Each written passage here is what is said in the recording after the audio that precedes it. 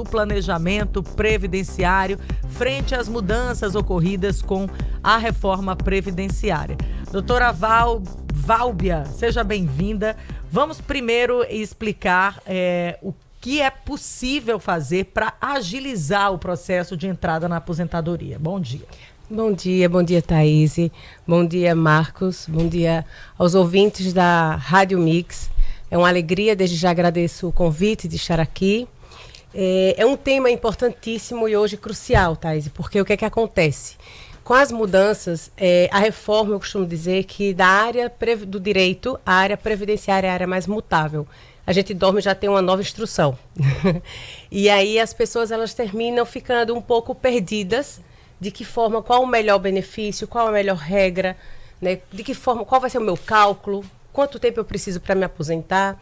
E o planejamento é exatamente o instrumento hoje muito utilizado e eu diria até indispensável para que você não perca o teu dinheiro. Eu costumo dizer, Thaís, que a nossa previdência é feita um banco. Então a gente precisa saber o que é que eu quero investir e de que forma eu quero recuperar aquele dinheiro que foi investido. Né? Então, com tantas mudanças, com tantas nuances novas que existiram, para que vocês entendam, antes a gente tinha apenas 2 regras para se aposentar. Hoje nós temos a regra de aposentadoria por tempo de contribuição não existe mais. Em compensação, nós temos 4 regras de transição. Então, é imprescindível que tanto o segurado, seja ele da iniciativa privada, seja ele do regime próprio, entenda qual é a melhor regra. E ele só vai saber disso estudando a vida dele, porque a gente não planeja comprar um carro, planeja um plano de saúde, a gente agora precisa, mais do que nunca, planejar o nosso futuro com relação à previdência. Então, o planejamento é exatamente para isso. Encontrar os gargalos, verificar, estudar a tua vida, porque a Thaís tem uma vida totalmente diferente do Marcos. Com certeza, doutora. Só agora acertou. Até pela idade, né? Vamos combinar. E a partir daí, então, como nós temos vidas diferentes, ainda que as regras sejam, digamos que eu escuto muito, mas eu comecei a trabalhar, a Thaís com o Marcos, entramos na Gazeta na mesma época, mas não necessariamente saíram com a mesma regra. Exato. E nem na mesma época. Exato. Porque antes de existirem aqui, vocês já tiveram uma vida pregressa. Eu gosto dessa palavra, vida pregressa. Uma vida pregressa. E nessa vida pregressa pode existir N situações. Saber, inclusive, se as empresas pelas quais você passou antes, se fez a devida contribuição. Porque Perfeito. O cálculo só vai ocorrer se isso de fato tiver registrado, não é assim? Perfeito. Isso é um dado muito importante de ser dito, Marcos. O que é que acontece?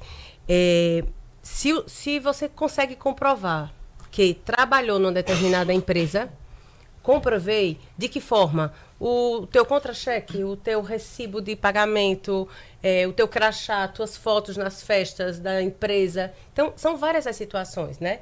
Eu tenho professoras que me procuraram e elas disseram, mas doutora, eu não tenho um contrato. Mas você tinha a nossa cadernetazinha que a gente ia lá fazer chamada, não tinha? Tenho. Isso é uma prova. Então, a gente precisa provar que trabalhou. Provou que trabalhou, é a empresa e o INSS, o problema entre eles. Eu comprovo o meu trabalho e nisso nós não seremos prejudicados. Isso é importante que se diga, mas eu preciso provar que eu existi naquela empresa naquele determinado momento. Eu encontrei, doutora, situações do seguinte, depois desse processo que ganhou a fama de uberização, que é o trabalho para as chamadas plataformas, né? E quase sem cobertura nenhuma de direito, o que obriga que a pessoa fique atenta em relação aos direitos dela, ou seja, ao pagamento, atualização de repasse por INSS. Pessoas dizendo o seguinte, não, eu já trabalhei 20 anos de carteira assinada, aí veio a crise, eu fui demitido, e aí tinha um carro, e agora eu sou Uber. Está sendo a melhor coisa porque o que eu ganho é meu. Aí eu perguntei, mas você continuou pagando, né? Porque vai ter um momento que você vai ter que parar, enfim, a questão física. Não, mas eu já contribuí mais de 20 anos.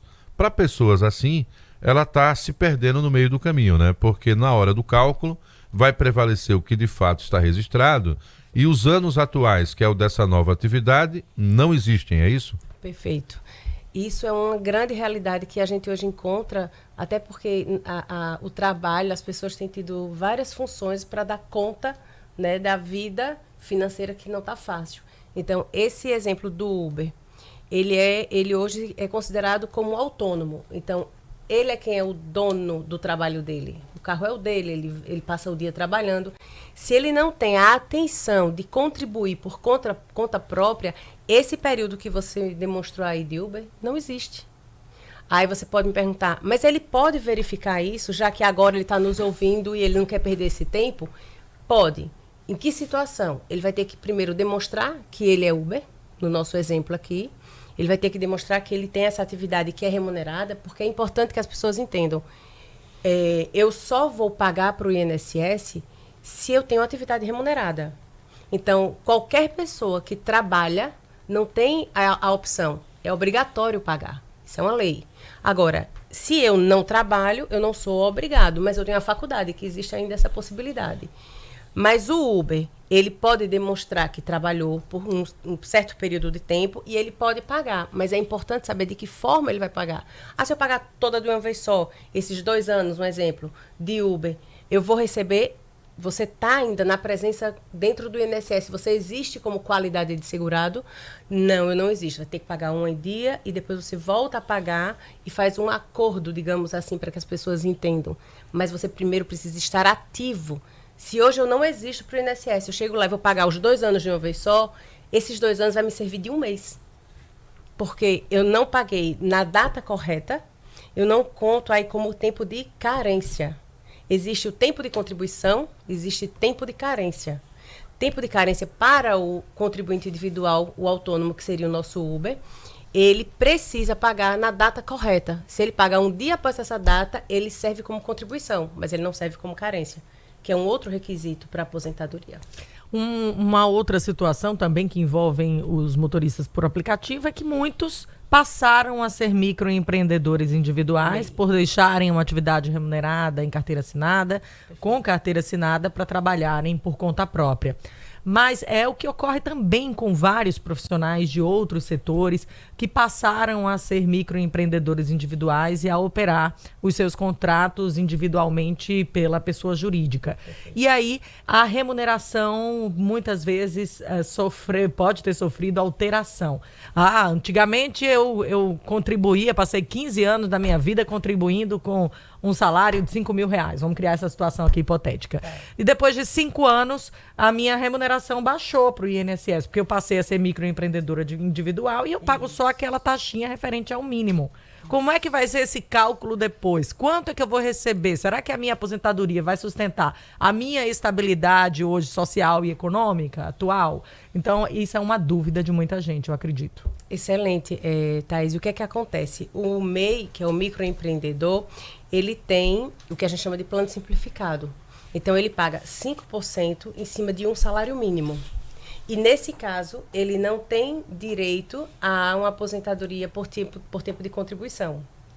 Com a reforma de 2019 para cá, o que é que aconteceu? O que é que a reforma disse? MEI, você meio que se arrependeu, isso que você está dizendo, poxa, trabalhar a vida inteira, aí uma boa parte, pagando os 5 salários mínimos, e agora eu estou com um salário mínimo, o que é que eu faço? Porque eu vou me prejudicar. Hoje, o cálculo, antes as pessoas ainda me perguntam, né, me procuram, dizendo, ainda são os 36 meses, né, o meu cálculo para minha aposentadoria. Não, isso acabou faz tempo. Mas, vai valer o que eu contribuí ali com 5 salários mínimos? Vai valer como média. Entra numa média. De julho de 94, tudo que você contribuiu de julho de 94 até, digamos, que você vai pedir hoje a tua aposentadoria, todo esse período é válido. Ele conta. Porém, vai cair muito a média. Porque, querendo ou não, diminuiu o valor de 5 salários para 1. Ele pode complementar, enquanto MEI, ele pode complementar esse valor para que ele tenha esse direito a uma aposentadoria melhor. Isso é possível hoje na situação atual, dentro do INSS, é totalmente possível. Então, caso você que está nos ouvindo é MEI, está contribuindo com 5% em cima de um salário mínimo, há uma possibilidade de você melhorar sim. Tem que ir lá, tem um código específico para isso e é rapidinho, é feito pão francês, sai na hora. Gostei. Doutora, para finalizar, as soluções junto ao INSS de atualizações, elas são resolvidas de forma administrativa ou há necessidade de judicialização? Então, o nosso foco aqui é de conscientizar a população em relação ao planejamento previdenciário. Isso é um serviço hoje oferecido tá? Por um profissional capacitado, é importante que isso seja dito, da área do direito. Esse profissional, Marcos, ele vai identificar todos os possíveis erros. Eu posso te garantir, pela experiência que tenho, que 99% dos quinis da vida estão todos errados.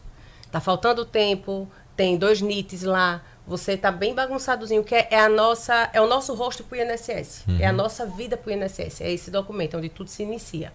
Então, no planejamento, você vai identificar esses possíveis erros, você vai identificar qual a melhor regra para você se aposentar, você vai identificar de que forma você vai perder, porque o dinheiro vai perder. Claro. É uma matemática que, como eu falei, é feito banco. Você deposita mais, mas fica lá, um jurozinho você só vai pegar um valor X. Então, na Previdência é a mesma coisa. Você vai diminuir o teu valor, mas a importância e o interessante do planejamento é evitar que você perca tanto dinheiro. Então, antes de mais nada, aí, nesse caso, Thais, eu digo, desde os mais jovens aos que estão próximos a se aposentar, planejem, façam um planejamento, procure um profissional que ele faça o teu planejamento. Ele vai observar, Marcos, do primeiro dia que você trabalhou. Ele pega a tua contribuição do primeiro dia da tua vida e vai analisar até o dia de hoje e vai fazer uma projeção. Primeiro vai identificar os erros, vai te orientar de que forma você resolve os erros. Alguns, administrativamente, a gente consegue resolver tranquilamente. Outros, infelizmente, serão judicializados. E, a partir daí, sanado isso aqui, você pode tranquilamente verificar, dentro do teu histórico de vida laborativa, qual vai ser a melhor regra para você não perder tanto dinheiro hoje. Muito bem, e tentar sobreviver decentemente depois de ter trabalhado muito, né? Aí para o sistema de um modo geral. Lembrando que a Previdência, ela teve uma reforma, mas há quem diga que já entre os próximos 2 anos é possível que tenha que haver uma nova reforma. Veja como é sério e grave esse cálculo, porque, obviamente, é a vida do trabalhador pós-período laboral. Então, é algo que precisa realmente ser planejado. Prazer conhecer a doutora Válbia Garrote, ela que é advogada previdenciária.